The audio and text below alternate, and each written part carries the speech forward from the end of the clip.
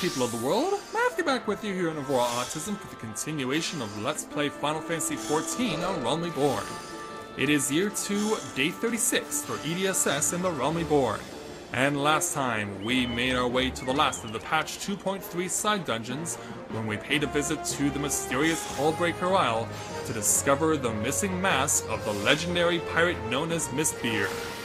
But now that we've taken care of all the patch 2.3 side dungeons, and now that we've gotten EDSS a little bit stronger, and stronger enough to take on what I plan for him to do next, it's time for us to actually take on a challenge that was made available through patch 2.1. Now, I've been saving this one because I wanted to get ED stronger, and having accomplished everything that we have, I believe we have I believe we have succeeded. Now, this is the first of a journey that will be going on for quite a while. It's not part of the main story, but I do feel that it is necessary, and I do want to complete it before the Realm Reborn saga comes to a close, because if you play this game, I'm sure you're aware, Realm Reborn is coming to an end in a couple of months, and so I want to be able to at least complete the main story in its entirety, as well as all the necessary side stories and side dungeons with Edie before that happens. So, let's make sure we can do that as quickly as we can. Of course, The Last of Us Let's Play will still be continuing on, but we'll focus on that another day. For now, we want to speak with a particular individual. Now, if you've been paying attention, we have crossed this individual a couple times, but we've never actually engaged him here in Mordona. That person of interest is right over here, this outlandish man. So as we go up to him, yeah, he wears a mask for some reason. I guess that's why he's outlandish. So, who is this mysterious fellow anyway? And why does he have this icon over his head? Yeah, there we go. Well, let's find out. Let's speak with this outlandish man and take on his challenge entitled Legacy of Alleg. An oddly garbed man visiting Revenant's Toll has some information which might be of interest to an experienced adventurer. Do I know you? Ah, unless I'm very much mistaken, you are the famed adventurer who bested the Gallian Empire's generals, are you not? The great EDSS himself. Amazing, and more than a little serendipitous. One might even call it fate, but I recently received word of a truly unique opportunity, you see. An opportunity the like of which none but one of your proven worth could take advantage. The reward?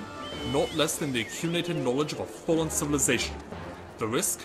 A single misstep could cost you your life. But what is the little danger to a storied hero such as you? Indeed. A man with absolute confidence in his own abilities stands to profit handsomely from this venture. No, I crave no recompense for my part in bringing this opportunity to your attention. The historic discoveries you shall make will be reward enough, I assure you. If my words have fanned the flames of your curiosity, then I bid you seek a man by the name of Rambrose at St. Cornix's Find. It is he who stands at the doorway to untold marvels, awaiting the arrival of a champion bold enough to march across the threshold. So, we'll cross paths with that outlandish man again later on. For now, let's do as he asks, and head to the east of the Mordonan Wilderness, and we'll make our way to St. Cornix's Find. Yeah, we've been here before. We've actually done a few quest adventures over here in the east. So we're going to make our way over here. This place is primarily home to, when you're not helping out Rambrose, is where you're going to be doing a lot of quests that are guild levies. A lot of people will use the guild levies here either to get their fates up as quickly as possible, complete as many guild levies as possible, and accumulate as many guild Grand Company seals as possible. So we have been here before. We haven't done everything here before, but we don't need to, considering what we're going to be doing right now. So, here's our man Rambrose, this big Rogadin, this big African, almost looking Rogadin, with eyes and a burly beard. He certainly looks like a man who could be wise, but also a guy who could kick my butt very easily. No, I don't want to speak with your friend, I want to speak with you. Hello there, Rambrose. Why, if it isn't EDSS himself! I was not expecting such a celebrated guest. To what do I owe the honor of this visit? Well, someone told me about this. You were directed here, you say, by a man clad in foreign garb. Well, the opportunity he spoke of must surely refer to our latest anthropological geographical endeavor. Quite how he came to know of it is of another matter. All knowledge of this project was supposed to be restricted to my organization. Oh, am I intervening in something I'm not supposed to? But that is something for me to ponder in private. You are here now, and your services will, I am certain, prove invaluable. I must warn you, however, that the venture that we have in mind is no simple excavation. An unprepared or incautious adventurer could very well find himself on an unplanned and unpleasant journey to Thal's solemn halls. Knowing this, do you still wish to lend us your cooperation? Well, I've been through worse. I rather thought you would say that. Your courage is scarcely a secret. Now the first... Hey, Edie! I thought it was you!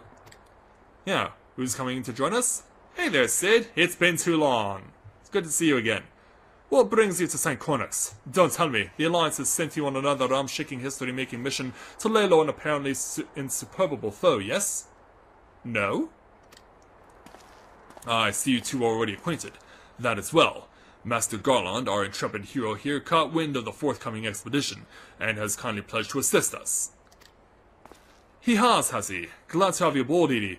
You don't have the faintest idea of what you volunteered for, do you? Very well, let us begin at the beginning. Of course. The Sons of St. Cornic are tasked with unearthing the secrets of the long-fallen Allegan Empire, and this present endeavor aims to delve more deeply into the civilization's mysteries than ever before.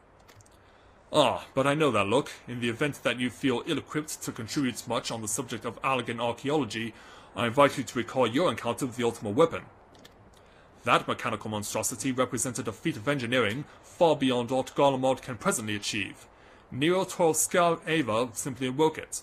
I mention this by way of reminder that you have had what one might term extensive first-hand experience with the notable Allegan relic. In short, you're practically an archaeologist. Practically? But not officially or legally or anything like that. Now to the core of the matter. Here in Moldona there stands an entire Allegan structure which we have yet to investigate. I speak of course of the Crystal Tower. Well, you have to admit it certainly is an impressive glowing structure, isn't it? Even as the sun sets here in Moldona, its glow would be hard to ignore. After witnessing the destructive capabilities of the ultimate weapon and the Lesser Moon Dolomud before it, it seems wise to treat any remnants from that era with the utmost caution.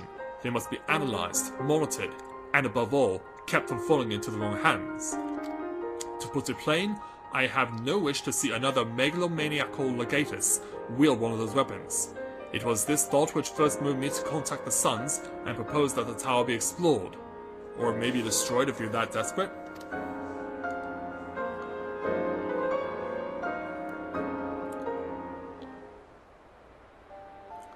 And so, for several millennia the Crystal Tower remained hidden, buried deep underground, but like so many other things that were better left undisturbed, the structure was freed from its stony prison by the great upheaval which accompanied the coming of the Seventh Umbral Era. It now stands revealed in all its splendor, a gleaming spear of crystal, pointed at the bosom of the heavens. And so, well, you have to admit that's an impressive sword. Two impressive swords for that matter.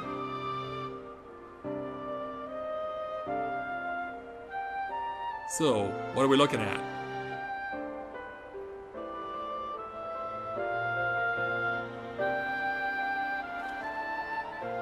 Well, you're about to find out. Because Sid finds this rock. Now, watch what happens when he throws it. Force field. In other words, you can't go in. We believe the tower to be the repository of much of the ancients' wisdom. Unfortunately, its entrance is guarded by formidable defenses, and we cannot so much as peep through the keyhole, much less set foot inside. These defenses take form of statues carved into the likeness of giant swordsmen. The 8 sentinels, as the Suns are wont to call them, is the first barrier we must overcome. I mean, yeah, there's 4 force fields, not just 1. And for some reason we just can't go around them. We have to go barreling through the front door, apparently. Why not simply fly over them in an airship, you ask? It's been tried before, any vessel that ventures too close to the tower is blasted out of the air. We either destroy those statues, or the front door is forever beyond our reach.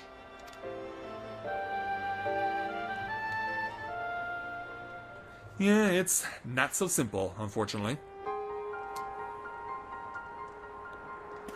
Which brings us back here. My colleagues and I are all suited to negotiating such deadly hazards. Thus, if we are to gain access to the tower's secrets, we must needs employ the services of an experienced adventurer. And who better than the Warrior of Light? It will be difficult and dangerous, CD, but I can think of no finer man for the task.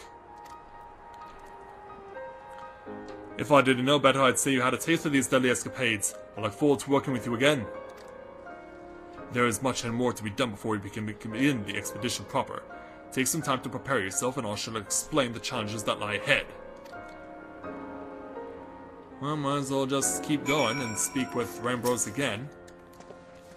Our first objective is to reach the Crystal Tower. As I previously mentioned, however, that will prove no easy task. Of course. The entrance is guarded by powerful defense mechanisms, each utilizing one of the 4 elements of fire, water, wind, or earth. Anyone attempting to simply stroll past these unsleeping sentinels invites swift obliteration. Yeah, those aren't just mere force fields, those are lethal force fields. Based on Master Garland's analyses, however, we are reasonably certain that these attacks on these lethal contraptions can be reflected using a crystal of the corresponding element. Naturally, these crystals must be of surpassing clarity, free of the slightest impurities, much like the flawless specimens used by the Beastmen in their primal summoning rituals. Mayhap I should have said exactly like the specimens they use. Were there any other way, we would not ask this of you, but we need someone to enter the Beast Tribe strongholds and liberate their perfect crystals. Yeah, that's exactly what we're going to be doing. For the moment, I would have you focus on obtaining 2 of the 4 crystals we require. Pray make for Lanosea, where both the Sapsa spawning grounds and Ugarmaro mines are located.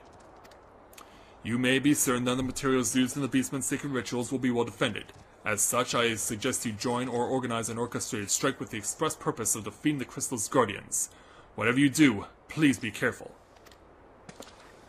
So yeah, in this situation, what will happen is, you see that there are 2 different fates that we have to be able to do. Yeah, these aren't just mere quests that we're doing, we're actually doing fates, is what we're doing. So, they will only pop up when it comes up. It's pretty much limited to the random number generator. So when we get the opportunity to have the fates pop up, we then have to get in on them and complete them. So we'll make our first trip to the Sapsa spawning grounds. The closest place to that is Aleport. So I will rejoin you guys in Aleport in a moment.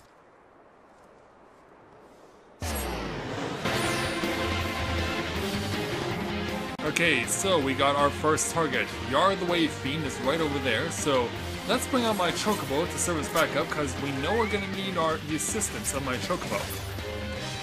Alright, here we go. Taking on Making Waves. Oh, wait a minute.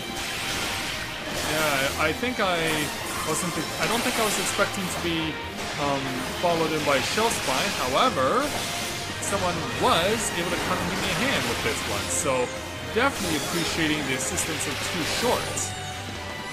Definitely appreciating this assistance, even with a feral enemy that's level 48 staring me blank in the face, and now it does make its attack. Well, I guess we're gonna have to get rid of him too. Yeah, this is something you can't avoid because thankfully he doesn't bring in reinforcements, which is fine by me because yeah, screw having to put up with reinforcements in this fight. I would just have Yar and myself and my Chocobo and any possible reinforcements to give me a hand here. So now that we are able to take advantage of this, let's take it to the utmost. Yep, look out for that AoE.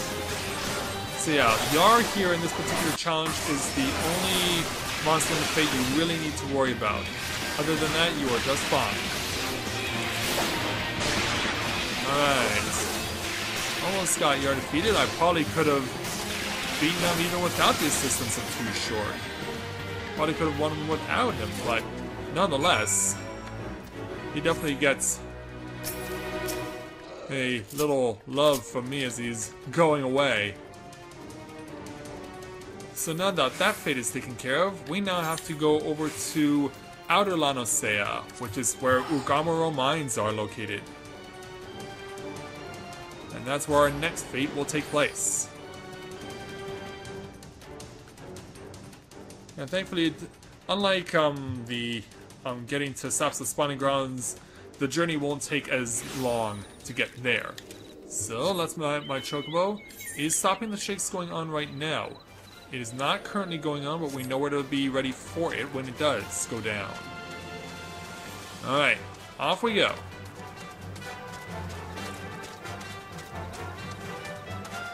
Let's make our way into the long climb and the Iron Lake, although really this is not an Iron Lake because it's just more like a dry lake bed with a bunch of puddles.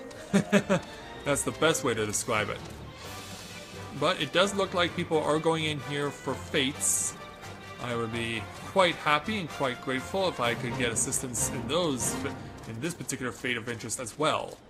Now we're not interested in this one, although it is a decent fate to get involved in. No, the one I want is going to be down here. Thing is, a lot of high-level players will come in here and take the fates. So this is actually a very popular place to do them. So now we just disembark from my Chocobo and wait for the arrival of my next opponent. So we'll take a quick time out, and when they're ready to show their ugly mug, we will take them on.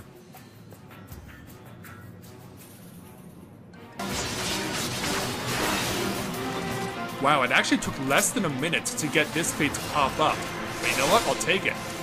And it looks like I will have assistance here as well. It looks like these guys are more interested in hiding than actually fighting. And that's going to send me back a bit, but I do actually have assistance here, which is fine by me. I will take it. Did I stun him? I think I did. But yeah, we could be finishing these two fates a lot quicker than I thought we would. That is fine by me.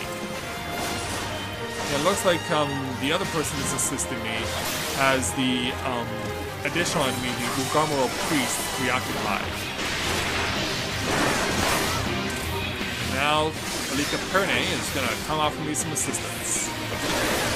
Now, you always wonder if the people who come and give you a hand, like Alika and Force of Will here, if he actually does offer assistance, if they ever find out that, hey, guess what? You were actually in a YouTube video and you don't even know it.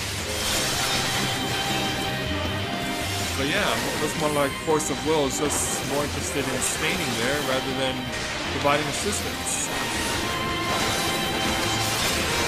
Yeah, he's just gonna go on his way.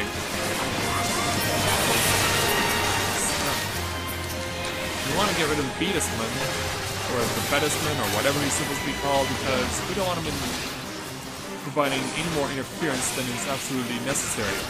Just to say, I want him to provide no interference whatsoever. Which makes perfect sense.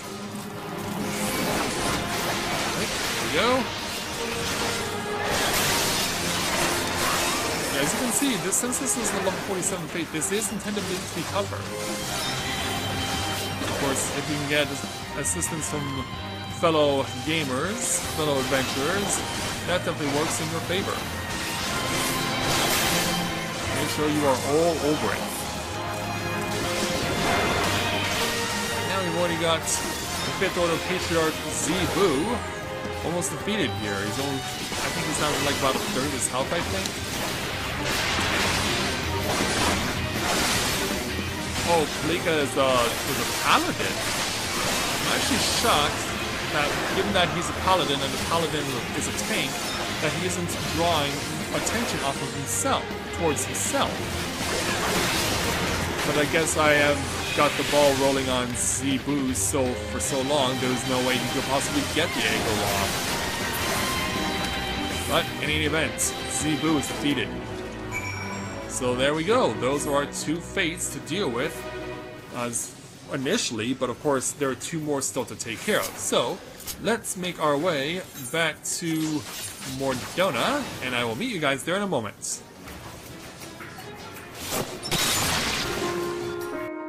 Okay, so after taking care of those two fates, let's go ahead, now that we've returned to St. Quinnick's Find, and speak with Rambrose to give him the good news. Rambrose? How progress your efforts in infiltrating the Beastman's strongholds? I think that's grammatically incorrect, his statement there. How progress your efforts in infiltrating the Beastman's strongholds? I think he means, how goes your progress in your efforts, and whatever. It's grammatically incorrect, that's all I know. So these are the famed flawless crystals of the beast tribes. I have seen countless specimens from I know not how many excavations, but nothing compared to these.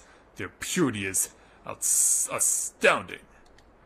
You have done well, Edie. With these in our possession, we lack only the crystals of fire and wind. The former lies in Zaharak, the war camp of the Amalja in Thanlan. The latter in Nadlin, the root of the Ixtal in the hills of Kerthus. Claim them for us. As before, your best course will be to take part in a coordinated attack against the defenders of the Crystal Caches. I look forward to receiving word of your resounding success.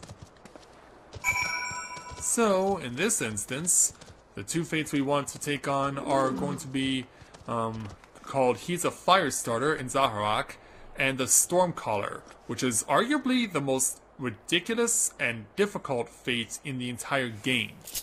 So, we'll leave those for another time. Yeah, we're well on our way here in terms of getting on our journey into the legacy of Allag. We got our first two crystals that we need that are flawless, so now we just need two more in order to get ourselves the four that we require in order to start on our journey towards getting access to this mysterious crystal tower. So, with that, I'd like to thank everyone for watching the continuation of Let's Play Final Fantasy XIV, A Realm Reborn. And when I join you again, we will make our way over to Zaharak and to Nadlin in the hopes of getting these final two crystals so that we have everything we need for our departure for the Crystal Tower. So until next time, everyone, this is Matthew at Navora Autism, saying take care, and I'll see you soon.